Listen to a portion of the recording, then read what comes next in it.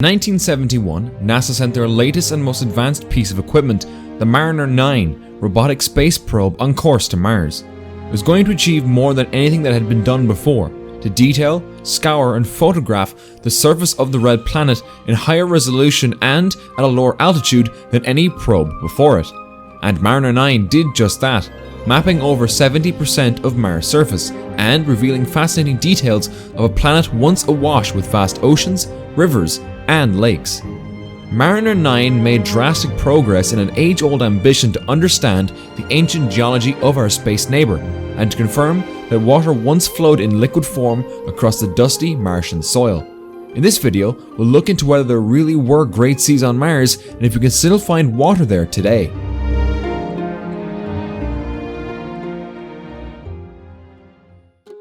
It has taken at least 2 decades for us to confirm that there is preserved water on Mars, and the search has not been easy. Though it has long been suggested that Mars was once a watery planet, sometime long ago in its astronomical past, confirmation that liquid water can still exist at the Martian polar caps has taken multiple missions, a lot of data, and a buttload of cash. Over 7,000 images sent back from the Mariner 9 probe reveal stunning evidence that large bodies of liquid water had once existed on Mars. Expansive geological features resembling the river valleys, deltas and lakes so common on our home planet suggested that Mars' surface was probably been carved and molded by the movement of water. Research published by the University of Colorado at Boulder in 2010 provided tantalizing evidence that Mars did harbour a large liquid ocean at a point in its history, perhaps 3 billion years ago. By analysing 52 river delta deposits on Mars' surface as well as a variety of river valleys, CU researchers found that Mars may have had a hydrosphere of oceans and lakes very similar to Earth's today. As of 2020, we know that there is water on the red planet. Though there are some traces of vapor in Mars' atmosphere, most of the water exists as ice beneath the Martian soil. However, there is some visible liquid water at the polar caps of the planet. Mars' atmospheric conditions are less than ideal for liquid water. At a lower atmospheric pressure than on Earth, water on Mars quickly evaporates and rises to the upper atmosphere, where it is relentlessly assaulted by ultraviolet radiation from the sun. The energy breaks the chemical bonds into the water molecules and the freed hydrogen atoms are stripped away into space.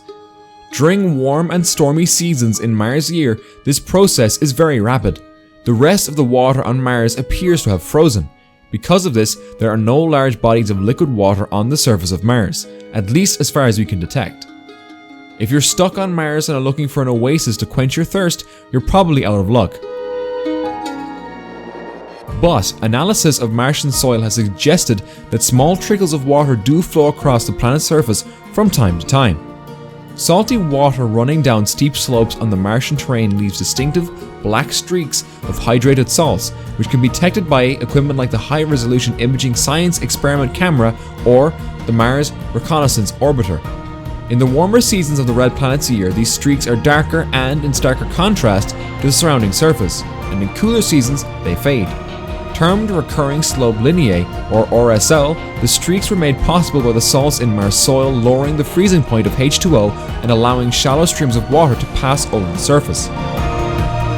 The geological landscape of Mars suggests that it once harboured vast seas, lakes and rivers, but loses its water at an extremely fast rate, for astronomical timescales, and became dry a couple of billion years ago.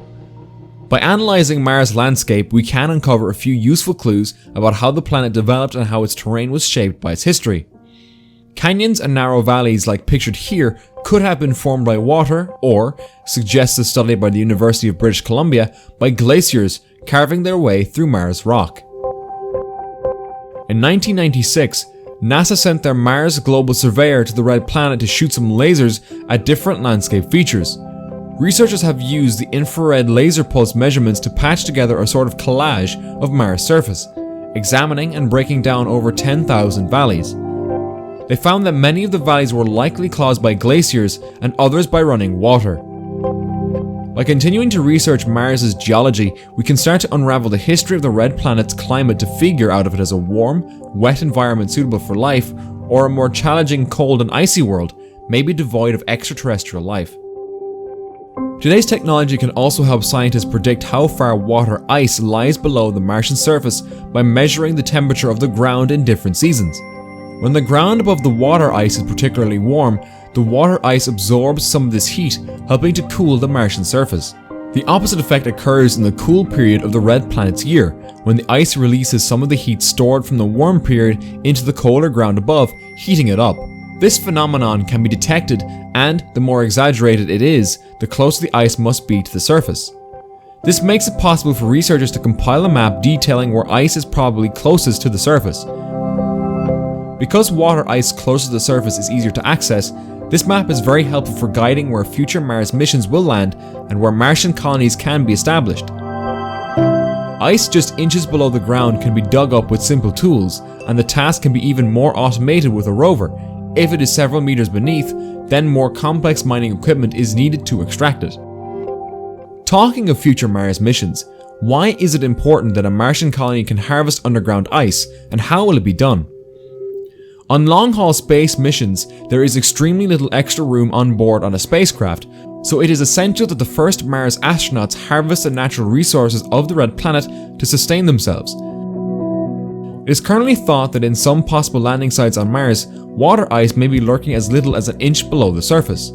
As with harvesting lunar water, there are many potential methods we could use to extract water from Martian soil. For an example, a collection rover could gather samples of soil which can be filtered through a water extractor, heating the soil until the water evaporates so it can be collected. If the ice is deeper, then more complicated, costly, and energy-demanding equipment will be needed to drill towards it and separate it from the Martian rock. I've included links to some of the current theories for how this will be done in the description below. So where are we headed with Mars water research? What is the next step towards understanding how we can harvest the red planet's ice? When NASA's Perseverance rover touches down on Mars' Jezero crater in February 2021, we'll gain extremely valuable insight into the composition of Martian soil and data that could guide our search for mineable ice. The rover will be analyzing and collecting samples from an ancient river delta, which may hold the keys to understanding the climate history of Mars. During its stay on our red neighbour, Perseverance will collect a total of 30 samples of Martian rock and soil. Analysis of the landscape's geology at Jezero could tell us how old the lake is and if other river valleys developed in a similar fashion, and possibly even if life once thrived on Mars. Not only is this an extremely interesting endeavour, it is also paving the way towards the expansion of humanity into space by giving us the information we need to establish a future Mars base. Add this to a manned return to the moon scheduled for 2024, and the next 5 years look like an extremely promising time for space exploration.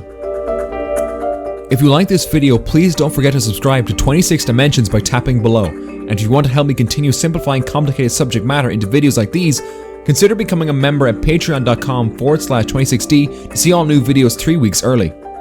My research sources and references are linked in the description, and I'm happy to update this video if I got anything wrong or didn't do the subject justice.